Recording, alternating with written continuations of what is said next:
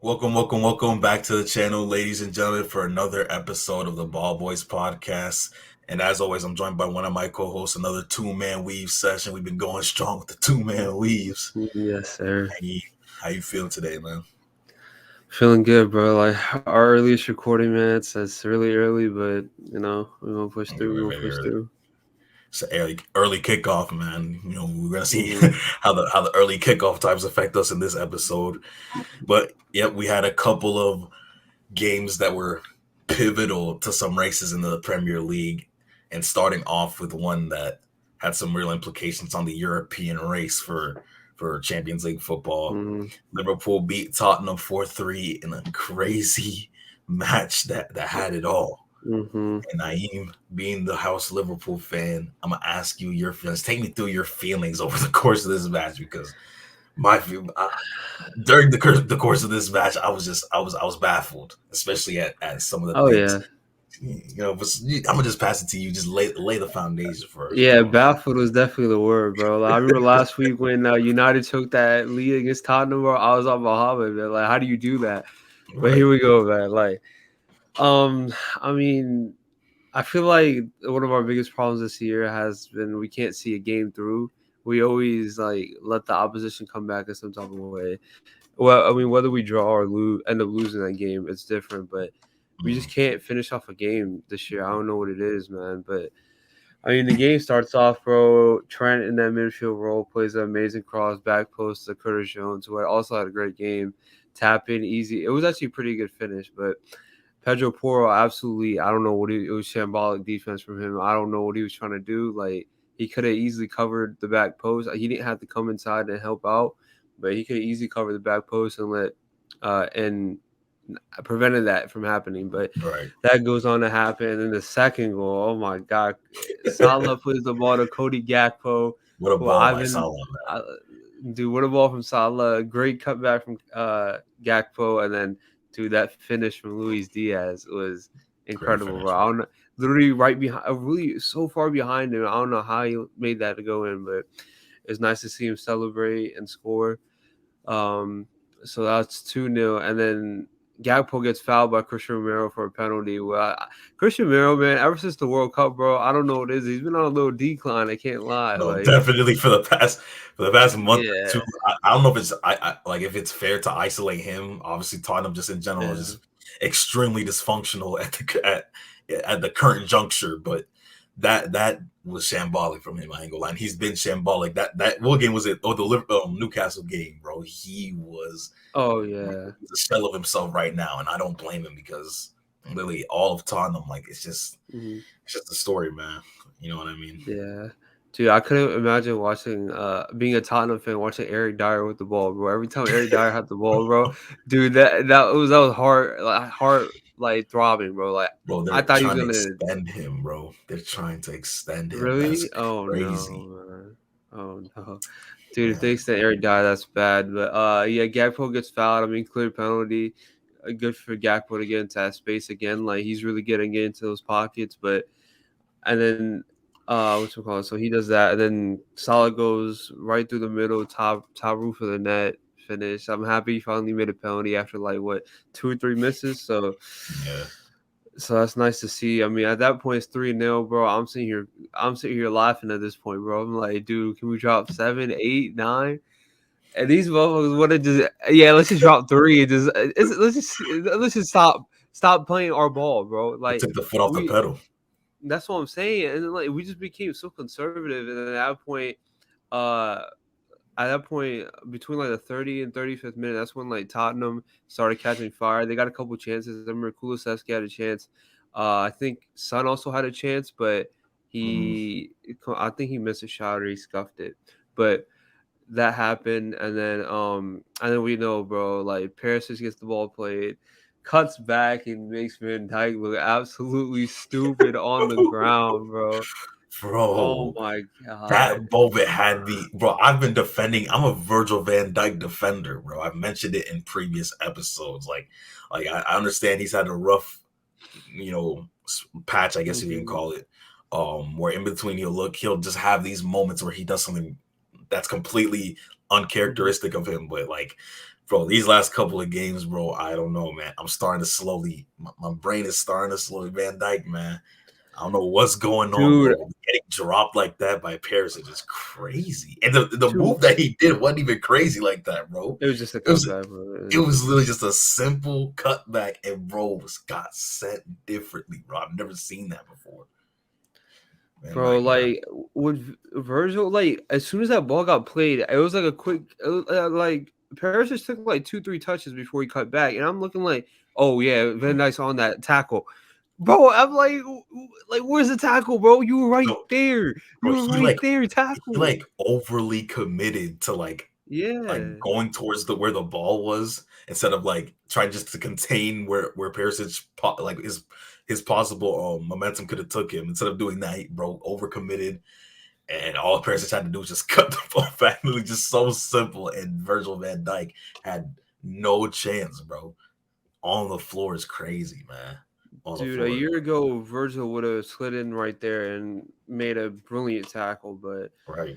I mean, he looks stupid there. Then Robertson's left in no man's land. I'll get to Robertson after his goal, but at that point, he doesn't know if there's people trailing behind him, and then he doesn't realize Harry Kane is wide open in the box, and it's a pretty good finish from Kane to make it 3-1. But dude, like the early chances in the first half and that goal, well, not I mean that goal kind of was on Robertson as well, but I'll get to that. But dude, there's so many chances Robertson gave up in this Mm-hmm. game. Like he hasn't been looking too good. Like he's been looking all right going forward, but defensively he's kind of been a little bit exposed at left Yeah, center back. But I can't blame him because like you can't just go 75% through the season and get changed to left center back and expect him to be amazing. But I mean he'll get used to it hopefully. But he did give up a lot of chances. He was pretty bad with on the ball this game, which is pretty unusual for him. So hopefully he gets that fixed up. But that last goal, like he got caught in no man's land because he wasn't expecting Virgil van Dijk to get put on his ass like that. I can't lie. Like he didn't expect him to. He didn't expect that to happen. But like he should have still like looked over his shoulder and marked Kane and then trusted. Even if Perisic got past Virgil, you want Perisic to take the shot over Harry Kane. So and trust uh, Allison can save that. So I mean he could have did a little bit better. But at that point it's 3-1 going to halftime, bro. And dude, we're lucky that it was a draw at that point. Like it right. wasn't tied at that point. But second half starts, bro. A little bit of the same, man. We still getting worked. I can't lie, we're getting worked. The long balls through Sun were killing us, bro. The long ball, the runs that Sun was making through the channels between Kanate and Van Dyke, bro. Like dude, his runs were amazing. And then eventually they scored their second goal. I think it was Hoiberg that played the ball over to Son. And Son with a beautiful touch, a beautiful finish. At that point, it's 3-2. It's comical at this point. I can't lie. I'm laughing. Like I'm having a great time. I'm laughing. I'm like, there's no way we choked this, bro. To Tottenham. There's no way after we beat team 7-0, 8-0, or whatever, 9-0. We keep beat Tottenham like that. And I'm like, all right, you know what? All right, it's 3-2. We still winning. Bro, we're just sitting here struggling, giving them chances after chances after chances, and then that last set piece from James Milner, bro. I'm like, wallahi, I started laughing before that, bro. I was like, and man, imagine they score from this, bro, and they go where Tarleton barely gets a head to it and it goes in, bro, and I'm just in there like, it just had to be him, man. It had to be him. Bro, like he is the funniest guy in the world, bro. Because this is like the second or third time this season where he scored a goal and thought that he like won some points for Tottenham, took his shirt off, bro, just for seconds later for him to be heartbroken, Yeah, man. and then the turning moment where Allison gets played the ball, Virgil tells him to kick it towards Lucas Moura. I saw that. He said kick it towards that side, and it goes straight to Lucas Moura, and he absolutely bottles it. And Diogo Jota, calm, cool, collected, the calmest man at Anfield with a superb finish, and he brought back the gaming celebration, man. It was nice to see. Yeah, so yeah, that was definitely nice to see, man. Shout out to Jota too, because like I mean, Mhm. he definitely needs to improve some of his other aspects of his play, but like he's been scoring Mhm. goals recently. which is nice to see because he had that run where he literally did not score for months. Like he was literally several Yeah. months. But yeah, just to recap what you said, to go a little to give some of my thoughts on the game. I know before the match, I think Thiago was supposed to start this match, but of course he picked up a knock during the warm ups, man, and it's just another unfortunate injury to Yeah. Thiago, He's bro. And out for the season.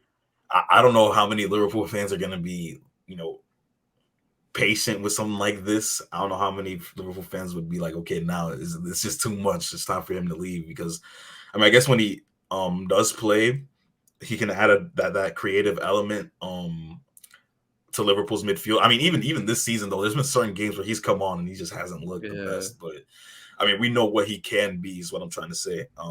But I don't know if Liverpool fans will even think that it's worth it considering the fact that every other game he's picking up an injury. You know what I'm saying? So Klopp has to quickly, realign the midfield. Harvey Elliott, Fabinho, and Curtis Jones. But like you said, what a start! Liverpool quickly off the bat. I mean, it's just a common theme for Tottenham. It's just the first 10 minutes of a match. We saw it in the Newcastle match, even against United. Rashford scored early on. I don't know what it is about Tottenham in early game situations, bro. But it's like they're literally not ready to play until 40 minutes into the match. And this is the exact same in this one. They can see 3 goals after 15 minutes, similar to what they did against Newcastle, and they're playing on the back foot overwhelmingly. It got so bad that after that penalty, Salah scored. Tottenham, that's 15 minutes. Tottenham fans were already leaving, bro. They made that whole trip from Tottenham to Liverpool just to leave after 15 minutes, just like the Newcastle game, man. So it's just a common denominator with seems to be a common denominator with Tottenham.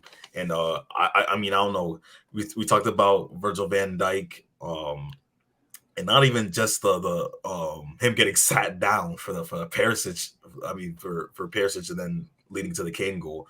But there was another chance that Tottenham had. I think it was Kulusevski, and he was in. Bro, I don't know what Van Dijk was doing, but it led to a goal scoring chance. And fortunately for Liverpool, I guess it didn't result in a goal. But yeah, on the Tottenham side of things, I thought Oliver Skip was lucky to not be sent off. He had a brutal Oh, challenge on Luis Diaz that easily it worried me because like Diaz looked like he was hurt after that challenge, bro. oh yeah, And I, he did. bro, He did. I was like, bro, Diaz, please don't be injured because he literally just came back. But Oliver Skip was lucky to not get sent off for that challenge. You know what I'm saying? But yeah, pretty much covered all that. Liverpool after that third goal, they took their foot off the pedal, and we talked about defensively Robertson and Van Dijk how they were looking, but just in general, the defensive line. I mean, Liverpool, you would expect Liverpool to play with a high defensive line and everything, but like if you're gonna do something like play with a high defensive line, you have to make sure that there's coherent and cohesive as possible. Because if Mm-hmm. one person is out of sync, it messes up the entire line. If you're trying to play an offside trap or something like that, and that's what happened on Son's goal. You mentioned it. I don't know what Robertson and Van Dijk were doing there, just playing him onside, and they're just standing there, and Son's in behind, and it's an easy finish for him. So that's just something that Liverpool have to sort out in the future. You know what I'm saying? Yeah. Yeah, I think the biggest problem right now is that I think with Kanate is that that channel between Kanate and Trent is getting exposed every game because Trent's in the midfield, so he has to track back because Right, he's playing inverted. So everyone's attacking that channel, and then I feel like at certain times that Kanate he predetermines a pass there, and then sometimes they don't pass it there. Like he's like basically like he's hedging that side so much that there's a huge gap between him and Virgil now, right. and then that opens up as well. So Kanate's kind of left in no man's land whether to help out Virgil and close that channel down or go help out Trent. So uh, hopefully next year, I think the best option without a doubt is just to permanently make Trent a midfielder. I mean, Midfielder, right. I mean, dude, when you got somebody with that type of talent, just play to his strengths and not his weaknesses. Just put him in midfield. Plus, we need midfielders. He can probably play that Henderson role to a T. So you just play Trent in midfield, honestly, and go get a right back. All right, I mean, there were times in this match, similar to what was it, the Nottingham Forest match, I think it was, Hmm. where Liverpool were just dominating possession, and just like you said, but I mean, this game they obviously were able to provide a little bit more with the possession that they had.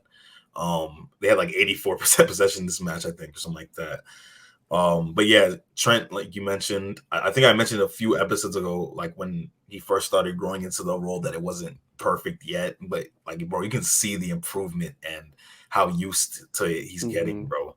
And I think that assist made him the first consecutive player to have 5 assists in a row since Mohamed Salah in 2021, man. So He's done um, it. That's the second time he's done it. it's first time in like what 2 or 3 years since another Yeah. player's done it in the Prem. So man, he's obviously adapting well. So I don't think that's anything for Liverpool to worry about. But like you said, we still have to worry about defensively that area of the pitch Hmm. getting exposed because Trent's pushing up.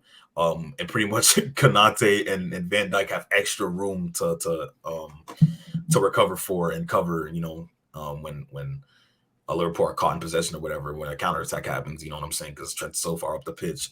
So seems like an easy fix for Klopp. Just buy Yeah. a new right back, you know what I'm saying, adapt back to the old system, or just make some new to better adapt to Trent's strengths and help him with his weaknesses defensively. But other than that, you know what I'm saying? Looks like they have their game plan sorted for the Hmm. next season. Yeah. I mean, right now we're sitting in fifth. Uh, United do have a game in hand on us, and plus they're 7 points ahead. So I mean, and Newcastle are way further than that. So I don't, unless like United start dropping points like crazy. I mean, top four is kind of out of reach for like everybody else, to be honest. All But right. I mean, Liverpool can. I guess we'll take fifth. I mean, it is what it is. Like at this point, I just mean, get as high as possible. yeah, but there are positives to draw from the end of the season for Liverpool, though. Hmm. They've looked pretty good. You know what I'm saying? As of recent, well, obviously they still need to improve defensively. That's a very Yeah. big deficiency that Liverpool have had over the course of this season. It's no different, but at least now they're back scoring goals, looking energized. Like Hmm. like I said, the first 30 minutes of this match, Liverpool looked like they were full of so much energy, and that's a really good sign. You know what I'm saying? So just keep that form, make some tweaks defensively, and they'll be back like they never left next season, in my opinion. You know what I'm saying? So shout out to Yeah. Liverpool, man.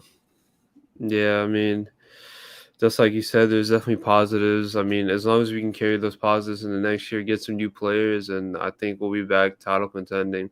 But Right. if I'm talking about Tottenham, bro, like Tottenham need a complete rebuild, bro. Sell Harry Kane, maybe even Son, just get some money in and go buy a striker because right now they're sitting in sixth, but Mhm. they're sitting in sixth at 54, but eighth place Brighton have 2 games in hand and they're only down 2 points, so they can easily get trumped for that. Like Brighton can easily go up to sixth. Also speaking about Brighton, Fabrizio Romano came out today and said, James Milner and Brighton are close to getting a free transfer done, so they'll be picking up James Milner, and then I guess in other Liverpool news, he also said that McAllister. I mean, Liverpool are almost certain that they can get McAllister, and they're going to be pushing him. They're going to be pushing for him in the next couple of weeks. So I'm happy to see that. We definitely need somebody like that in the midfield for Definitely. sure. Especially with the loss of Jude Bellingham, you know what I'm saying? Looking like he's No, heading to yeah, Real Madrid, as Fabrizio yeah. Romano mentioned. So, Real Madrid gets a bolster their midfield. Liverpool can look to other Yeah. replacements, in his It's place. But, it's sad to it is see, what but it hey, is. since we're on the topic, we might as well get the last news fixed. What do you think of Messi leaving PSG over the summer?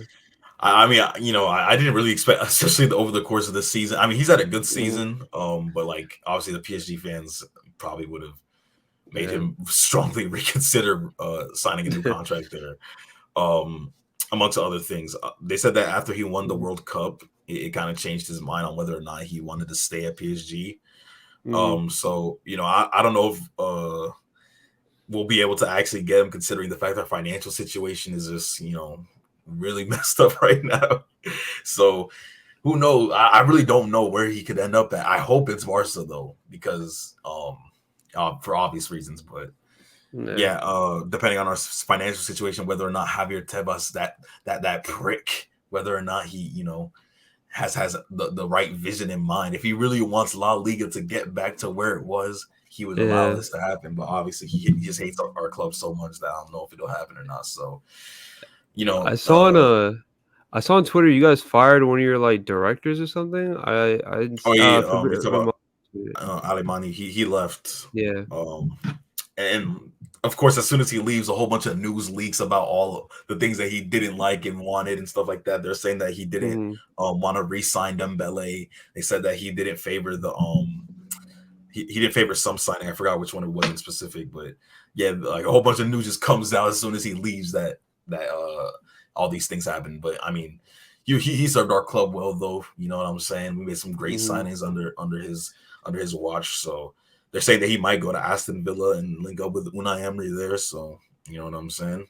But as for right now, we don't have someone to direct our signing. I mean, he's gonna stay during the what's it called? The summer transfer window though. So he'll Uh, do that and then he'll leave his duties at the club, man. So we'll see how that turns out. You know what I mean? But going back to Liverpool and Tottenham, if there's not any last thoughts on that or any news around Europe that we just we just decided to just throw in there, we can move on to our next match, yeah, which go ahead, is man. United taking on Villa at Old Trafford. United took on one of the most informed teams in the league in Hmm. Aston Villa, and they were able to get a narrow 1-0 win, but it was definitely not easy for them. Yeah. You know what I'm saying?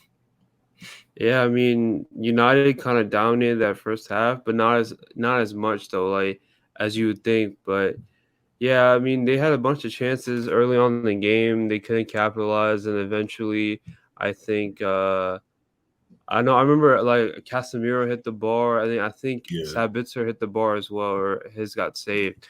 But those were two early chances, and then I know Bruno scored off of a rebound, but I forgot who initially shot it.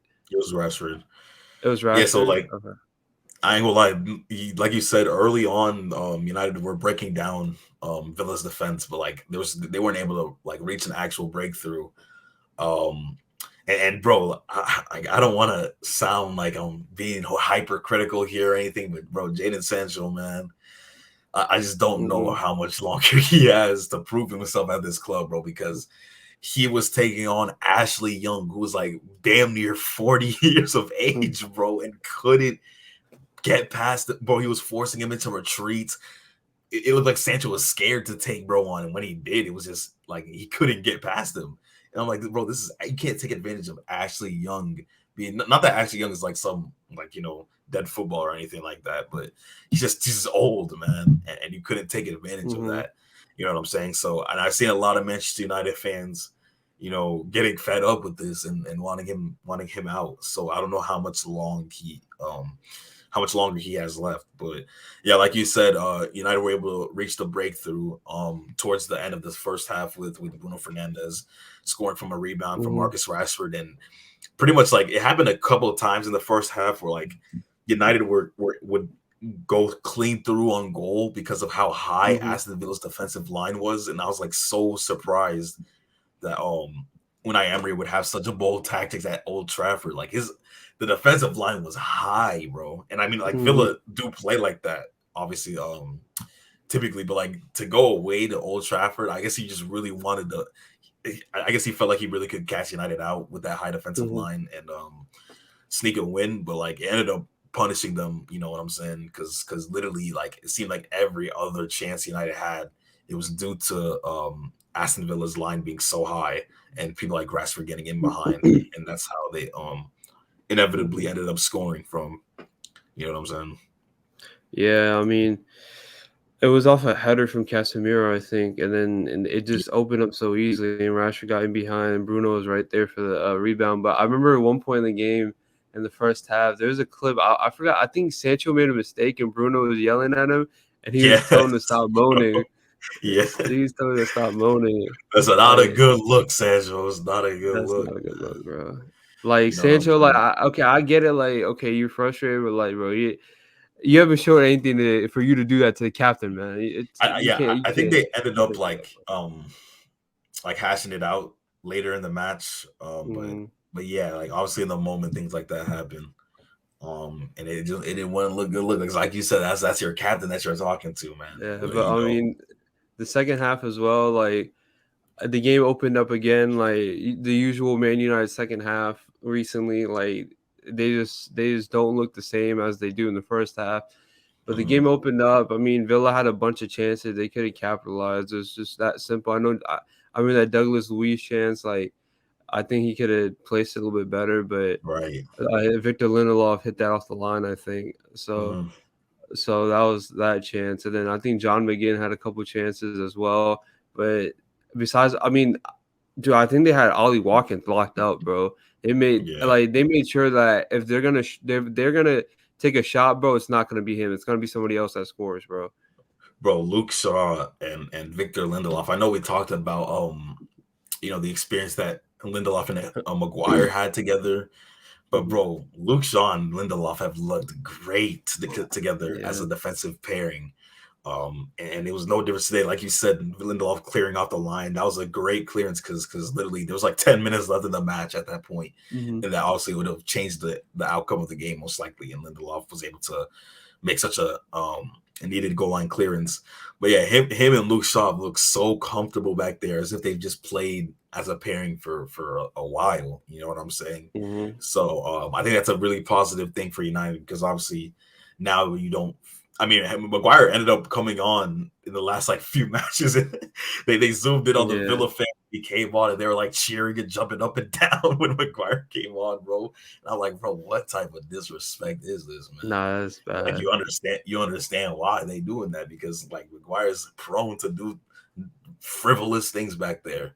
But obviously now that Ten Hag knows that Lindelof and Shaw work together pretty well, I'm sure Hmm. that it'll give him less of an incentive to need to put Harry Maguire on the pitch in Varane's and Licha Martinez's absences. You know what I'm saying?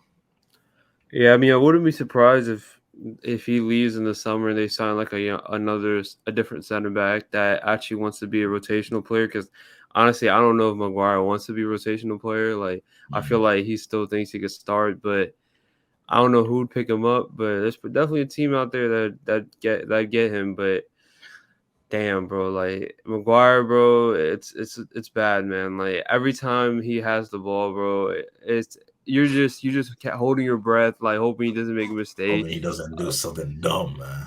yeah, then that risk doubles when you had De Gea in goal, and that little tandem right there has a little bonus for mistakes But between him and De Gea.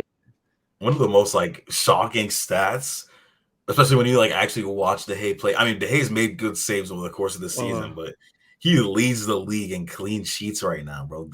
This game yeah. was his 15th clean sheet, I believe, which is a crazy stat because like there's been games obviously where he's held 7 goals and he was at Hmm. fault for like 80% of them or something. There's been games where he's conceded 6, 4. Like it's crazy that he has the most clean sheets up until this point. Hmm. I guess that's kind of a testament to like how just how unpredictable he could be. Like some games he might pull off some miraculous saves, and in the same game he might literally pass it to the Hmm. opposition and give them an open goal. You know what I'm saying? But yeah, man, Manchester United trudging on in their race for the Champions League. As of right now, well, I don't. Okay, so United play against Brighton tomorrow. I don't know. I don't know if I want to Hmm. give a prediction on that game because obviously I might mess around and say Brighton would win, but I don't know. As of right now, That's United, tough, man. yeah, Cause United have been in good form recently. yeah. I don't think they haven't lost since that Sevilla game, but well, I mean, other than the Tottenham match where they had a 2-goal lead, obviously, and couldn't get it done. But yeah, I I don't don't know. know. I don't know if I need. I don't know if I would want. At this point, we can't catch Liverpool. So I mean, we can't catch Man United. So I'd probably want Man United to beat Brighton at this point, just so Brighton doesn't catch us. Just I Yeah, feel like catching United is If tough. Brighton win that game, they go 1 point behind y'all with the game in hand. Yeah, with the game in hand. So That wouldn't look good too good. But I mean, I feel like if I was a Liverpool fan, I'd want Brighton to win because I feel like it's more likely. Well, actually, I don't even know what Brighton's remaining fixtures are. Are they okay? So Brighton have Arsenal and Newcastle and City left. So it's Ooh, probably more likely that Brighton draw points than United. So to get if y'all want to get closer to that Champions League spot, I think it'd be better for y'all if um Brighton United won. lost that match. Yeah. You know what I'm saying? I mean, yeah, I mean, also, I mean, that could help too. But like, even if they lose, like, I guess it depends. I know United's fixtures aren't anything crazy, so they also have a game in hand on us. So that even if they lose, they'd probably have to lose another game for us to catch up to Mhm. them. They'd probably have to lose two, and I don't see United doing that. Honestly, I don't see them dropping two. I mean, you never know, I guess. But Yeah, I mean, it's definitely United possible. yeah, United have to play against a couple teams that are like still fighting for like safety and things like that. So they might have some extra motivation, like West Yeah. Ham and Bournemouth and whatever. Oh, but they play Chelsea. That's pretty much like a guaranteed 3 points. Hmm. Then Fulham. So yeah, I mean, we'll see. You know what I mean? But if there's no last thoughts on that, we can move on to our next match, our third match of the day. City took on Fulham at Craven Cottage and were able to get a narrow 2-1 victory, courtesy of a Julian Alvarez special, man. You Hmm. know what I'm saying? No KDB in the lineup for Manchester City, and it showed, bro, because bro, the first half there was a lack of creation from City. There was a lack Uh huh. of any type of movement from City. And really their main creators ended up being Holland and Alvarez. Holland was Hmm. doing a great job, man, getting in behind and holding up the ball for guys like Grealish. He literally fed Grealish a couple chances in that Yeah. first half, and Grealish scuffed the most, bro. And Grealish has to do better with his finishing. I mean, the second chance that he had like was a good save from Leno, but like still, like you gotta pass a better placement if you're Jack Grealish in those situations. I mean, yeah, I think you said it, man. Like De Bruyne out, the creativity was not there up front. I know Riyad Mahrez started also on the right, but Mhm. yeah, Holland, bro. Everyone's saying he can't play back to goal, bro, and it's just looking like, man, there's not one thing he can't do as a striker, bro. Like Yeah, we saw what he did against Arsenal, that number 9 masterclass, but also Julian Alvarez. I feel like too they got a big problem on their hands, bro. They got two elite strikers, bro. And I feel like next year, bro, I don't know if Julian Alvarez wants to be a backup to Erling Haaland, bro. I'm gonna be honest, I'm man. Like, if I'm being honest, like the way they had both Holland and Alvarez playing today, I feel like that could work because uh-huh. not only is Julian Alvarez deadly at finishing, but he can really like he's a good creator as well. Mm-hmm. So like if they played him like on a free, I mean obviously they have De Bruyne as well, but if Yeah. they maybe shift Alvarez out wide or to bring De Bruyne in, or if Pep could like figure out some way to incorporate all three of them in a lineup, I think that it could work because Mm-hmm. bro, Alvarez doesn't have to be up top to make an impact on a match, and we saw that today. He played behind Holland, and like I said, he was creating. He ended up scoring the winning goal. So yeah, it's just scary that they have that Mm-hmm. many players who can come up with those individual moments of magic like that, you know. Yeah. But yeah, other than those two, Mahrez and Grealish, I just didn't like what I saw for them in this game, especially Mahrez, because like the way Mm-hmm. that Fulham were playing defensively against this City side, I guess they're just trying their hardest to limit the amount of runs that Holland can make in behind Mm-hmm. and minimize the amount of times that Mars could like take on defenders because they play with such a low block. And literally anytime Mars goes against a low block team like that, he's pretty much next to useless. Grealish would have had more of an impact, obviously because he's much better creatively than Mares, but you know he also was just completely rendered useless pretty much, other than those couple of chances he had, and he scuffed those as well. So yeah, Mm-hmm. City definitely struggled over the course of this match. Yeah, I mean, I also want to talk about that Julian Alvarez finish, man. That was a great finish, Mhm. bro. Like, Dude, top bins. I mean, from out there, bro. Like, especially after you're recovering, like from that bad touch or whatever. Like, it was a great finish, man. But to shine some light on Fulham, like they also had a good goal. Like between, I remember the ball got played over top. I don't know who chested it down. It might have been Pereira, but I'm Yeah, it not was sure. But Harry Wilson.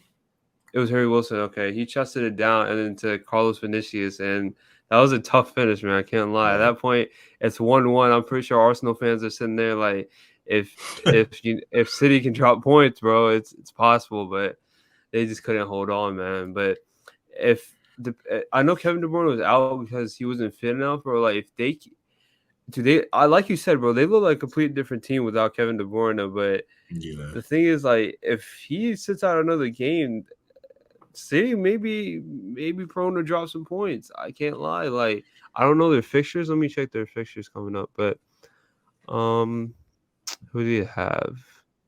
Also, obviously, they got the midweek games as well with Madrid.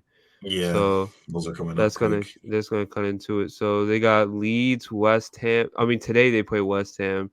They got Leeds, Everton, Chelsea. I mean, besides Brighton and Brentford, like their matches are pretty dead, to be honest. There's a bunch of relegation teams and Chelsea who are basically at this point a relegation team. Let's be honest. No one's afraid of Chelsea. No one's afraid of Chelsea. I ain't gonna lie though. This City side is definitely prone to like games like that where we've seen it over the course of the season. I mean, obviously recently they've been like red hot, but Mm-hmm. we've seen these games where, and this game almost turned into one of them where City have all these chances, and for whatever reason they can't score, and then their Yeah. opposition just has a chance that comes out of nowhere and punish Mm-hmm. them. Like because Fulham really had no business being in this game, considering how City dominated over the course of the match, and I don't know, like City have just struggled with keeping clean sheets, and defensively recently they haven't been the best. They've conceded some like wild goals, like that Yeah. goal that Carlos Vinicius scored. Like it just comes out of nothing, and Ruben Diaz and Akanji just poor defensively there. Ball comes in Yeah. over the top, and they literally just aren't aware of who's around them. And then obviously Harry, like you said, Harry Wilson heads it down, and it's an easy, no, not an easy finish, but it's a tough finish for Vinicius. But and I saw some people blaming Ederson for that, and like, bro, as big as as Nah. much of an Ederson agenda as I have, bro, I can say here that that was definitely I wouldn't put that on Ederson. I would have put that on Diaz and Kanji, but you know, but there definitely was a couple of moments in this match where Ederson was looking kind of crazy. There was another minute. I mean, there was Yeah. another chance in like the 60 something minute where Ruben Diaz and Ederson had like a minute of miscommunication, and it almost led to Mm-hmm. a Fulham goal, but Ederson was able to like prevent that from happening.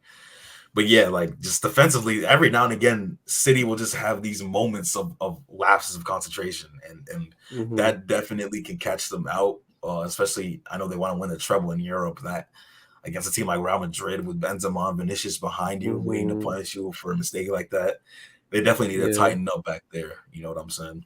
But another person I wanted to talk about though was John Stones, because bro, we know how good he's been in this new role, but this game he was crazy. Like he was turned, bro. He was doing it all, man. And I Mm-hmm. thought that he looked really, really impressive in that role. He played the full 90 as well. And I thought that he looked really good in front of Stark Kai Walker. So shout out to Mm-hmm. John Stones, and they completely revitalized it. I mean, he was good at center back too. But like this kind of hybrid, midfield center back role that he's been playing over the course of the last few months he's been settling in really well. You know what I mean? I mean, yeah. I mean, John Stones for a while now. I think the first game I saw him really play that role was against Leicester, I think. And dude, that game he had a great game. He also scored that game. But all in all, bro, like him at I also had Bayern against Bayern too in the first leg, bro. That man was beast all over the pitch, bro. Like Mm-hmm. he also won. He got man of the match that game. I remember, but I mean, I don't know what else to say about John Stones besides he's world class, bro. Like at center back or whatever you play him, he's amazing. And this like it's just another world class player for Pep, man. Yeah, In that defense. yeah, man. But City get the win. without KDB, and it wasn't the prettiest win, but obviously in the race for the title, every single win, every single time you get 3 points, it's pivotal to fulfilling that dream. So shout out to Manchester City, and now we can move on to the final match of the day, man. Arsenal took on Chelsea, and it just wasn't pretty for Chelsea, man. I mean, it hasn't been pretty for Chelsea for a while now, but this one was especially no different. So you can take me through this match if you'd like, and I'll chip in. You know what I'm saying? I mean, I guess I'll start with Chelsea. Like, obviously, man, we already know what they are, bro. Like at this point, you shouldn't be expecting anything from them. Like, most of these relegation teams could probably beat Chelsea, and that's not even. I'm not even trying to be funny, but attacking wise, honestly, they didn't look too bad, especially in that second half. The game was kind of open. They had a bunch of chances in the second half, but we'll get to that, man. But like the first 2 goals, bro. Man, it was like the same thing, bro. Like they got caught out doing the same thing. Like it was Granit Xhaka on the left, cutting it all the way into the middle of the box for Odegaard. And the first time nobody had him covered. It was a great finish by Odegaard. And then the second goal was the exact same, but Sterling was supposed to be there, and he completely mismarked him. He didn't think Odegaard would come up that much and get in front of him and hit the shot. But at that point, it's 2-0, bro. I mean, you're looking at Chelsea like Lampard. I think I saw a stat, bro. In the last 20 games, he's won 1, drawn 2, and lost 17. I'm pretty sure that's what it is. Yeah, like, dude, that record, bro. Like, come on, man. Like, dude, you shouldn't be coaching. You shouldn't be coaching at that point. Why are you still a manager, bro? I don't know why he's still like, bro, and it's gonna get worse, bro. Like this game, I think Chelsea fans are fearing the worst. Obviously, going again. I mean, even though Arsenal obviously recently haven't been the best form, the fact that Arsenal literally have dropped all of these points, right?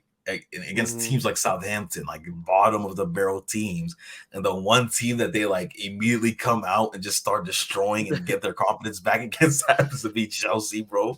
Like that is actually that is just a testament of how embarrassing the season has been so far, man. And just to talk about the tactics a little bit, so Lampard benched Felix, and Felix hasn't really played that much during Lampard's reign.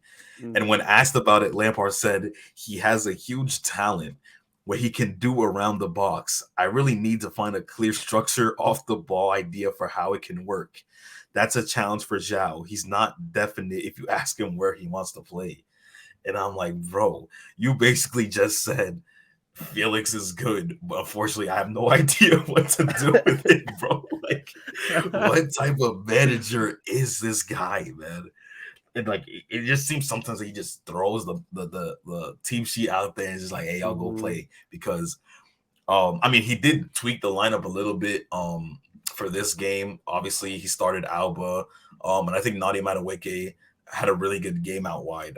He ended up getting subbed off, but he was like, when he was on the pitch, him and Enzo were like the only Chelsea players that gave a single damn. And Thiago Silva, he ended up having a goal line clearance, but bro, like I don't know what to draw as a positive for this Chelsea team other than the fact that Madueke had a good game, and Mudryk also came on and looked really, really good. He immediately came on and started creating chances, and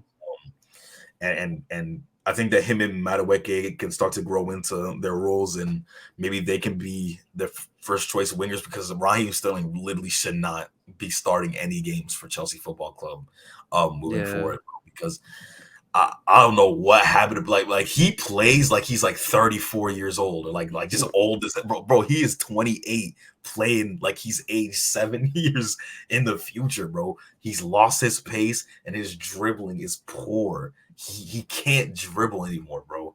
So like I don't see why he starts every single match or damn near close to it. He pretty much offers nothing when he's playing like this. So yeah, but if Pochettino does come in, I don't know why he would want to manage this, like how it's looking, but maybe he can come in and change things around a little bit. Because yeah, certain players need to go. Like Aspilicueta, for example, this match he was absolutely horrendous, and he played the full match. Bro, Yeah. Gabriel Jesus was turning him inside out, bro. There was a chance, a moment where Gabriel Jesus literally just walked past them, and Aspilicueta was like, "Okay, now I have to foul you because I don't want you to put in a cross into the box." And it's like, bro, Aspilicueta poor. Conte didn't have a good match either. Mm-hmm. I don't know, man. Just they need to go back to the drawing board, and whoever comes in, whether it's Pochettino, it's looking like it's going to be Pochettino. He just needs a complete fire sale on some of these players. You know what I'm saying? Things have to Yeah, I change. mean, you pointed out N'Golo Kante, bro. It was sad to see him have such a poor game, but I remember like especially it was at this point it was still 3-0, but like I think it was early into the second half where they had a break going the other way, and Conte was going full speed, and he honestly should have slowed down a little bit because he ended up scuffing the pass. I think it was a 3-on-2, and he absolutely ended up scuffing the pass to Nani Madueke, and I don't even think that was the right pass. I think he should have played to the left. I think, if I remember Yeah, correctly, but man, like Conte, like I didn't see him do anything on that pitch today. I'm gonna be on, or what happened yesterday. I didn't see him do anything, man, and it was sad to see him. But I guess he had some decent games when he came back, but yeah, he yeah. might still be trying to like get back into the groove a little bit because it's been a while for him to play. But I mean, he's He definitely not the one to blame for this Chelsea side. he also isn't really like playing the typical role he probably Yeah. is used to. Like we've mentioned it several times, how he's been getting forward like a lot, and it's like kind of Hmm. surprising. Although he does have those like skills. I think he like when he grew up he was like a winger or something, right? If I Yeah, I recall saw correctly. that. I saw that. Um, Yeah. it's like I guess he has the tools, but like I think what he'd be used to, especially at this level, wouldn't be playing like so high up. It would just be the normal role that he's used to. But yeah, like you said, they just didn't look good, and then defensively, it was just, Hmm. bro. On Gabriel Jesus' goal, bro, I don't know what they were doing at the back, bro. That was really non-league defending, like, and it made me think the way Chelsea defend, bro, and the way that they struggle to score. They literally, I don't know what the form table says, but they might be the worst team in the league right now, and that Dude, says a like, lot. I wouldn't be Says surprised. I wouldn't be surprised, bro. Yeah, actually, the last time I checked the form table, which is like I think it's either the last 5 or 10 matches, they were Mhm, 17th. They were the 17th placed team in the table, right above the relegation zone. Literally, mhm, and it's probably worse now. So literally, like I know Chelsea fans are overreacting. Well, maybe not overreacting with the whole relegation thing. I don't think that that's a mhm. possibility, but they have been a relegation form team over the past month. They literally haven't won since Yeah, March. They haven't won since I think what game was that? Was it no, it wasn't. They lost that game, the didn't they? March It the was like March March game that they 11th. won. Yeah, I remember exactly what that game was. We had Ernest on to It was review Leicester. It that was Leicester. game. It was Leicester. So Leicester, yeah, Leicester, yeah. yeah. And bro, like since then, it's just been the same thing again and again. Just the worst tactics I've ever seen from a Premier League manager. Like they were talking about on Sky Sports that Lampard might be the worst manager in Premier League history. The stint that he's had at Chelsea in specific. Obviously, the first stint, I mean, I guess you could argue that it wasn't that bad at the beginning, but since then it's just been a horror show, man. And to talk about the Yeah. Arsenal side of things, though, a little bit, we talked about after the City game that Rob Holding shouldn't be playing center back under any circumstances. He didn't play this game. Mhm, Well, I mean, he came on as a sub later on, but he didn't start. And they started Jakob mhm. Kiwior instead, and he looked really good, man. I ain't gonna lie. Yeah. He looked calm. He looked composed back there, and it looked like Gabriel. More importantly, was also comfortable playing next to him because we've seen how Gabriel's looked next to Rob Holding, and it just Mhm. looks like he just is not convinced at all, and it lowers his confidence as well. But hey, the way him and Kiwior looked like this now we can be guaranteed that Rob Holding is not playing any matches, which is like a really positive for Arsenal for the rest of the season since he's looking like Saliba's done for. You know what I'm saying? And also Jorginho, Mhm. man, another game where he just looks comfortable in the midfield, controlling possession. I thought he was really good there too. Yeah, I mean, you said Jakob Kiwior was definitely a star, somebody I didn't expect starting. I thought they'd just go back to Rob Holding, but I'm surprised Arteta actually made a change. I mean, I guess he made a change a little too late, but I mean, the City dropped points and there's some hope. But yeah, also Makalo Mudryk came on. He got boozed, absolutely showered from the crowd. He They're also had a flashing, laser pointed at him bro. They're too. flashing lasers at bro. I Bro, feel not made a bad, wrong bro. decision. Hey Nah, man, like he's good though. He's did, good though. I ain't gonna lie. yeah, did he get paid? He got his transfer fee was like 100 mil, right? It was about 100. I have no idea. It was, I swear it was. And honestly, like if I'm an Arsenal fan, I'm kind of happy I didn't get him because 100 mil is kind of Right. crazy for him right And now. he got But Trossard instead, you know what I'm saying? yeah, and he obviously helped out a lot. But I guess we could touch on that goal a little bit. Kovacic with an amazing ball to Nani Madueke, a brilliant run in behind Zinchenko. Or it was actually in between Zinchenko and it might have been Kivior or Gabriel. I forgot who it was, but right in between them, I think it was Gabriel. And I mean, the touch was pretty poor, but I mean, he got it down again, and I don't know how Gabriel missed the ball. He completely missed the ball on that tackle, and it barely got past Ramsdale, but. I mean, it was a goal for Chelsea. I mean, they don't see that much. I mean, Yeah, is that their only literally. goal this month? Like, But last is month they that their only scored goal for one April? goal, bro. Last month they scored one, and I think that might be the second goal this month, actually. Oh wait, no, we're in May. We're in May now. So Yeah, yeah, that's yeah, the because first goal of the month. yeah, I remember João Felix's goal in like February or March, and then Conor Gallagher's goal last month, Last and month, then yeah, now they that's the got only goal they dude a scored. goal a month is crazy, bro.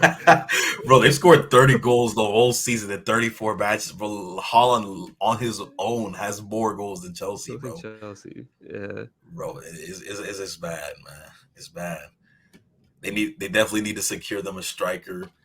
Clean house Chelsea, bro, because you don't like this might be this is Oh relegation man. form, literally. This is literally relegation form right now, man. You know what I'm Dude, if saying? there's more than like 5, 6 games left, bro. If let's say there's like 10 games left, bro, you could easily see Chelsea getting relegated, bro. At this point, they're lucky there's only 5, 6 games left. By the way, to speak about Frank Lampard, we spoke about possibly Frank Lampard being the worst manager in the Premier League. No manager in Chelsea's history has had a worse start to their tenure than Frank Lampard. He's played Oh 6 games, lost 6 games, bro. Like this is dude. just abysmal stuff from one of the greatest Premier League players of all time, man. It don't always translate to being a good manager, bro.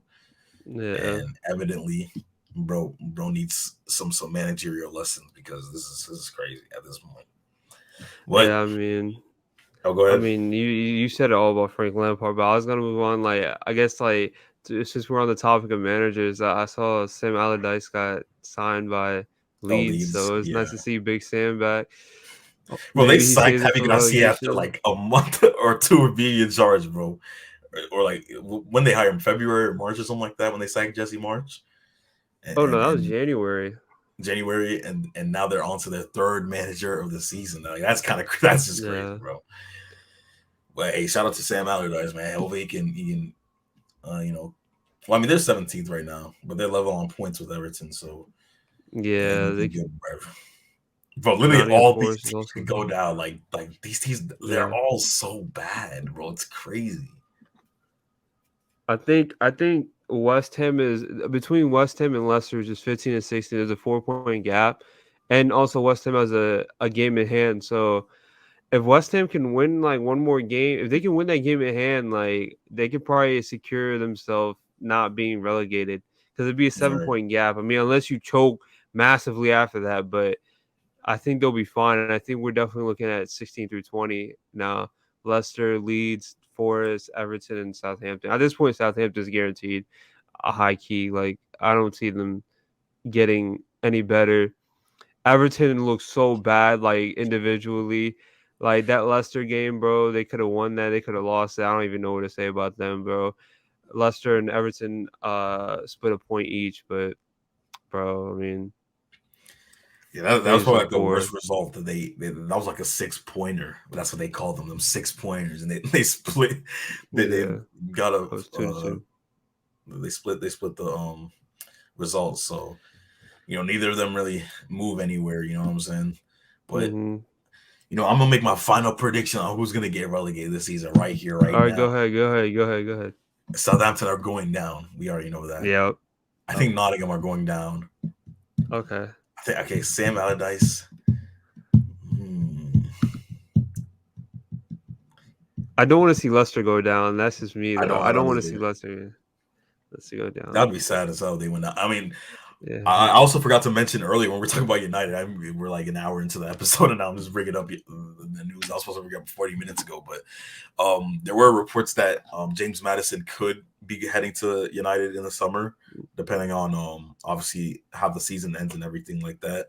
And apparently, they'd only have to pay like 50 million pounds for him, which is, I mean, for a player of his caliber to get him for 50 million, I mean, that's not too bad to me. You know what I'm That's not saying? bad So at all. if oh man, okay, I'm gonna go with Nottingham, Southampton, and I think Leeds will go down. I think Leeds will go down. I think Leeds, Leeds will go yeah, I think I'm with. I'm for me. Southampton, and Everton are both going down. I can't stand watching Everton, bro. Like individually, they're poor, I so I feel like they're going down. I don't know why I feel like Everton. Oh wait, I just looked at Everton's fixtures. They have Brighton away, City at home, Wolves Yeah. away. Oh wait. I'm gonna have to change that. I didn't know that. I S- didn't know all So that. like between Leeds and Forest, bro. Honestly, the way it's looking right now, bro, I think those three teams are going down because I know Nottingham lost Nico Williams as well, who was a big Oh part for yeah, they them, did. like with a broken jaw. So and then maybe Big Sam comes in and helps Leeds because if you look at Leeds, they're not like individually they're not that bad. Like they got a decent midfield. Like they got Nanto up top. I mean, their midfield isn't too bad. Like McKinney and Adams, but I think Adams is actually out for the rest of the season. But I I mean, ain't gonna lie at this though, point, I'm nitpicking. Nottingham. I'm looking at Forest's fixtures. They have Southampton, which obviously is a very important game. That's pretty much a relegation Hmm. playoff that's happening on Monday. So let's say they win that game, that would be a very valuable 3 points. Then they Yeah, face Chelsea they can away. definitely win that. They like Definitely best win try that. to win that game. Then they have Yeah, Arsenal at home. I probably don't know if lose they'll win that. that. And they Definitely have Crystal lose. Palace away, which will Definitely probably win they'll that as probably well. lose. So I mean, I don't know. That's like if you stretch, that might be like a 4 point period. You know what I'm saying? Will Yeah. Leeds get that many points in the last few Oh, matches? I'm looking Oh, at Leeds' last four Leeds, fixtures, bro. They got City, yeah, they're so Newcastle, West Ham, and Tottenham, bro. Leeds are going down, bro. Leeds are going Leeds are down. going down. Yeah, I think Nottingham stays up. Now let me Nottingham switch that. I stay up. think it's Leeds, Everton, Southampton. Yeah, That's I'm who I good with got. that. Leeds, Everton, Southampton. Yep. Damn, Leeds, that's tough. They spent so long out of the Premier League. Well, I mean, I guess you can say the same about Nottingham, but yeah, Yeah, man. Hey, it's gonna but be anyways, weird to see Everton go down. I ain't gonna lie. I don't. I used to be like a semi Everton supporter back in like the David Moyes days. Like they were so enjoyable to watch Mm, back then. It would kind of make me sad if they went down. But I know as a Liverpool fan, you would love to see that because that'd yeah, be I mean it is crazy for them to go down. I mean with their history and stuff, but right. no more Merseyside derbies. I mean I don't know if that was a derby for like we used to cut Nobody them, give but a damn about that derby no yeah, more, man.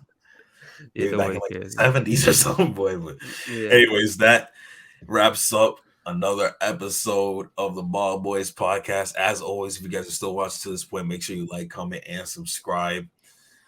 And a shout out to Muhammad too. You're gonna see a few 2-man weaves, obviously, because Hmm. the end of the school year has been very hectic, and obviously some of us work. So, but as soon as this school year is done, just make sure y'all are ready to see some new stuff come out because we're gonna have to. When the season ends, we're literally gonna have to like think of things to do because we're not gonna have games to Hmm. talk about. So we're literally gonna have to like freestyle. We're gonna have to talk about that later, but.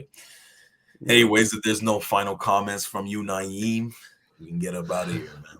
Nah, man, it's another episode down, bro. Another episode down.